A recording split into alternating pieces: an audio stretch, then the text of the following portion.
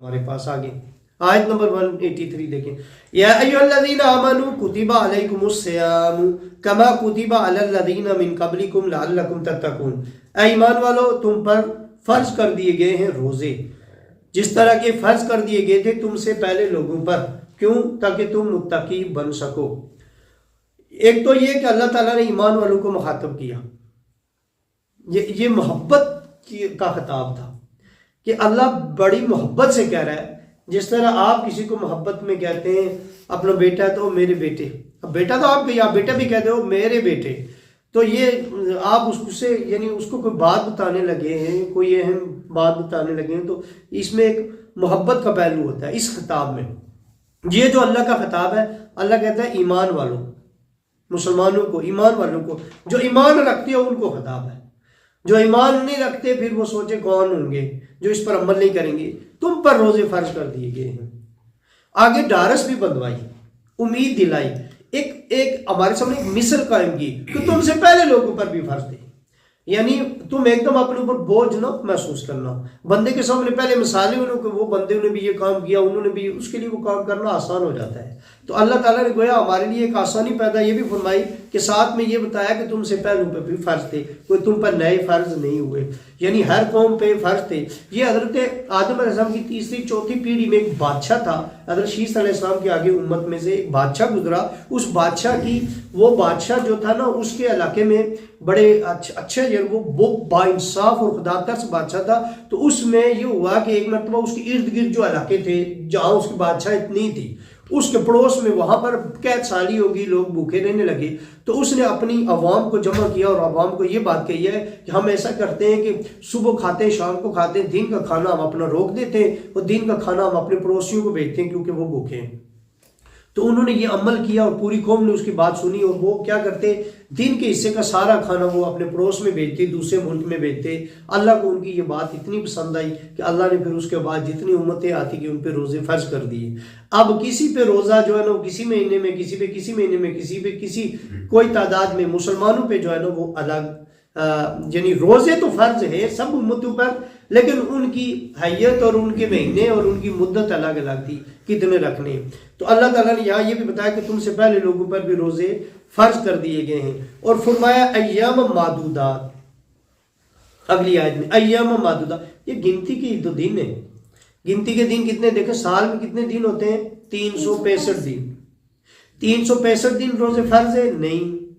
29 مہینے 29 کا ہوتا ہے یا 30 کا، 365 میں 29 یا 30 دن بھوکا نہیں رہنا، ایک وقت کا کھانا چھوڑنا ہے۔ یعنی حد یہ ہے، دیکھیں نا کہ 365 دن میں اللہ نے کہا اس میں بھی صرف 30 دن، اور 30 دن میں بھی 2 وقت کا کھانا کھانا ہے، ایک وقت کا نہیں کھانا، ایک وقت کا ہی تو چھوڑنا ہے نا، یعنی صرف دن کو نہیں کھانا بس۔ روزہ کس چیز کا نام ہے؟ دن پورے کھانے پینے سے اور نفسیانی خواہش پوری کرنے سے، اور یعنی ان ساری چیزوں سے جو ہے نا وہ پاک صاف رہنا، ان سے بچ کے رہنا، حقوق زوجیت قائم کرنے سے بھی بچ کے رہنا، یہ اس چیز کا نام روزہ ہے۔ صبح طلوع فجر سے پہلے سے لے کر سحری سے لے کر غروب آفتاب تک، تو اس چیز کا نام روزہ ہے۔ تو بیچ میں صرف ایک ہی وقت بچا جس میں ہمیں پابندی لگ گئی، یعنی 30 دنوں میں، تو گنتی کے ہی دن ہیں 365 میں، یہ کتنے ہی بنتے ہیں۔ پھر فمن کان منکم مریضا، اس میں بھی سہولت دی۔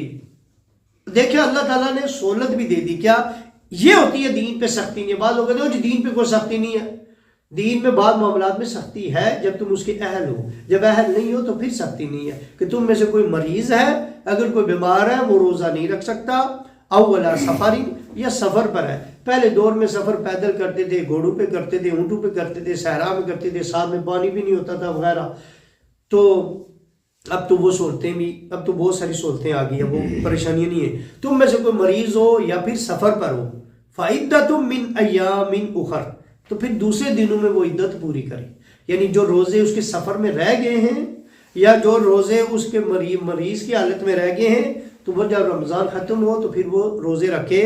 وَعَلَى الَّذِينَ يُطِيقُونَهُ فِدْيَةٌ طَعَامُ مِسْكِينٍ، جو اس کی طاقت نہ رکھتا ہو تو وہ پھر مسکین کو فدیہ دے دے، مسکین کو کھانا فدیہ بطور دے دے۔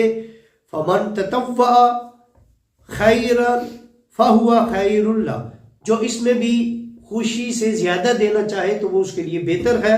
وان تصوموا، اور اگر تم روزے رکھو، خیر لکم، یہ تمہارے لیے بہتر ہے، ان کنتم تعلمون، اگر تم جانتے ہو. اب یہاں پر ایک بات بتائی گئی ہے، وہ یہ بتائی گئی ہے کہ تم بدلے میں روزے بھی رکھ سکتے ہو اور بدلے میں مسکین کو کھانا بھی دے سکتے ہو. ایک روزے کے بدلے مسکین کو 2 وقت کا کھانا،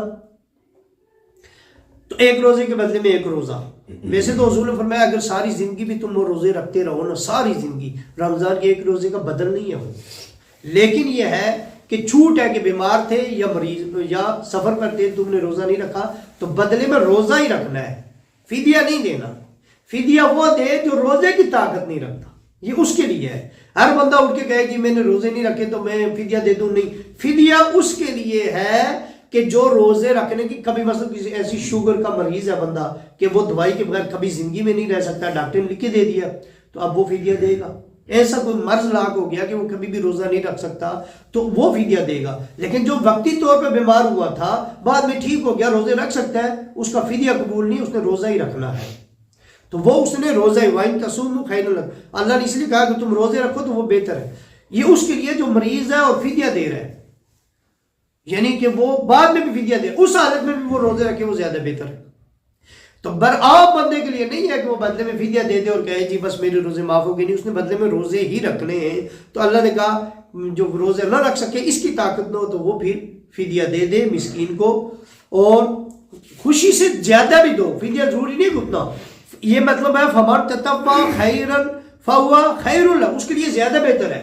اگر تمہیں فدیہ جو بنتا ہے اس سے تم اوپر رقم دو تو یہ تمہارے لیے اور زیادہ بہتر ہے.